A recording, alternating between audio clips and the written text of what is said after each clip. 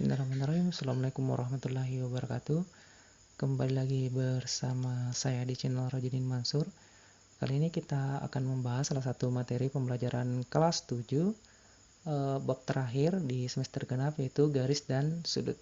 Oke, di pertemuan pertama tujuan pembelajaran kita adalah peserta didik dapat memahami dan menjelaskan hubungan antar garis. Kemudian yang kedua, menjelaskan kedudukan dua garis, yaitu sejajar, berhimpit, atau berpotongan. Kemudian dengan tepat. Oke, kita masuk di pengertian garis. Jadi garis merupakan kumpulan titik-titik yang beraturan. Jadi garis itu sebenarnya adalah titik. Kemudian dia berkumpul, namun dia beraturan dan berkesinambungan serta memanjang ke dua arah.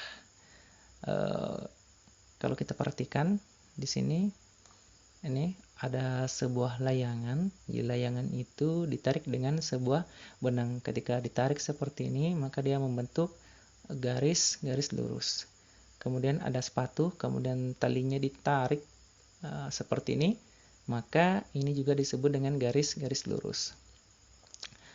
Terdapat beberapa istilah pada garis. Yang pertama ada sinar garis. Jadi sinar garis itu ketika sebuah garis dia ada pangkalnya, kemudian ujungnya diperpanjang sampai tak terhingga, ditandai dengan tanda panah seperti ini, artinya dia dapat diperpanjang.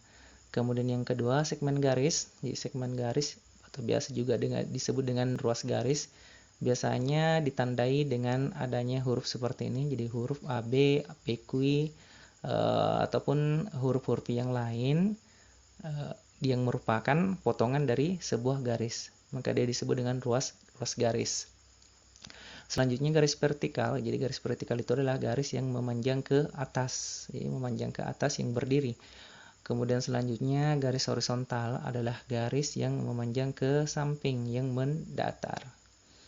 Oke, selanjutnya, kita hapus dulu.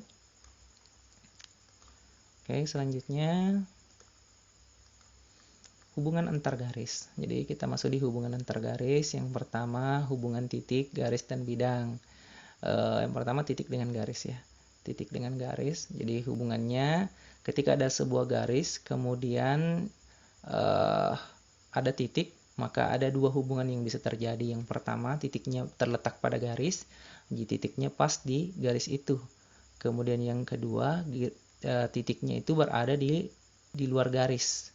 Jadi hubungannya hanya ada dua, yaitu titiknya terletak pada garis atau titiknya terletak pada luar garis. Selanjutnya hubungan antara titik dengan bidang. Sama halnya titik dengan garis, ada dua hubungan. Yang pertama itu titiknya ada pada bidang. Kalau di sini kita sebut dengan bidang alfa. Kemudian yang kedua titiknya ada di luar bidang beta. Titik D-nya berada di luar. Jadi jelas sekali, kalau dia terletak maka dia ada di dalamnya, namun jika dia di luar maka tidak ada pada bidang tersebut. Oke, kita lanjut. Hubungan garis dengan bidang.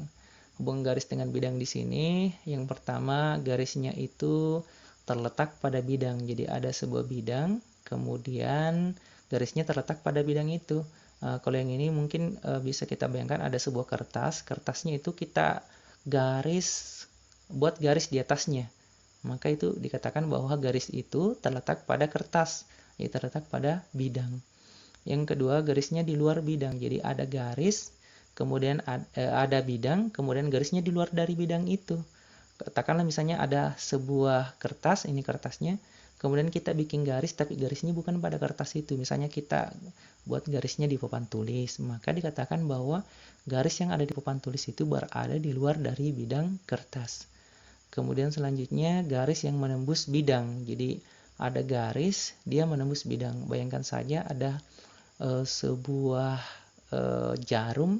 Jarum itu kan dia berbentuk sebuah garis lurus ya. Bentuknya seperti itu, dia menembus kertas. Jadi modelnya seperti itu, maka dikatakan bahwa garis itu dia menembus bidang alfa. Jadi ini menembus bidang. Selanjutnya titik segaris. Jadi titik segaris itu adalah titik-titik yang terletak pada satu garis. Jadi semua titik ini dia terletak pada garis. Dikatakanlah bahwa titik A dan titik B dia segaris atau terletak pada garis yang sama, yaitu garis L. Oke, selanjutnya titik sebidang. Jadi titik sebidang adalah titik-titik yang terletak pada bidang yang sama. Misalnya ini adalah bidang beta, maka dikatakan bahwa titik C dan titik D dia terletak pada bidang yang sama, yaitu pada bidang beta. Oke, yang kedua, kita masuk di kedudukan dua garis. Di kedudukan dua garis, yang pertama yaitu garisnya saling sejajar. Jadi garis yang saling sejajar seperti ini modelnya adalah dua buah garis yang ketika kita perpanjang, jadi jika dia diperpanjang sampai ke manapun, dia tidak akan berpotongan karena dia saling sejajar. Bisa kita ambil contoh pada bidang meja ya, meja itu ada di sini, dia ada garis lurus di sini, dua garis yang sejajar pada meja tersebut. Ini dikatakan bahwa garis ini saling sejajar dan dia tidak akan berpotongan. Oke, selanjutnya, kita bersihkan dulu. Oke, selanjutnya garis yang saling tegak lurus. Apa itu garis yang saling tegak lurus? Adalah garis yang perpotongan antara garis yang vertikal dan garis yang horizontal. Jadi dia berpotongan seperti ini. Nah, tapi tidak selamanya modelnya seperti ini ya. Kadang dia miring, yang jelasnya dia membentuk di sini sudut 90 derajat. Jadi dia siku-siku di sini, dia membentuk sudut 90 derajat. Kalau benda nyatanya mungkin kita bisa lihat di sini, ini adalah tegel ya, tegel rumah. Itu potongan antara tegel-tegel ini dia membentuk sudut 90 derajat. Nah, jadi di sini ciri-cirinya sudut 90 derajat adalah keempat daerah ini dia besarnya sama. Di sini terlihat sama. Jadi dia memotong, katakanlah dia kue, maka dia dipotong 4, kemudian besarnya semuanya sama. Maka dikatakan bahwa garis ini saling tegak lurus. Oke. Selanjutnya garis yang saling berimpit. Apa itu garis yang saling berimpit? Adalah dua garis yang kalau kita perhatikan seperti ini, dia hanya terlihat satu garis karena dia berimpit. Oke, jadi saling berimpit, maka dia hanya terlihat sebuah garis. Dikatakanlah bahwa garis itu saling berimpit. Yang keempat yaitu saling berpotongan. Jadi garis yang saling berpotongan itu adalah dua garis yang saling bertemu atau saling berpotongan di satu titiknya.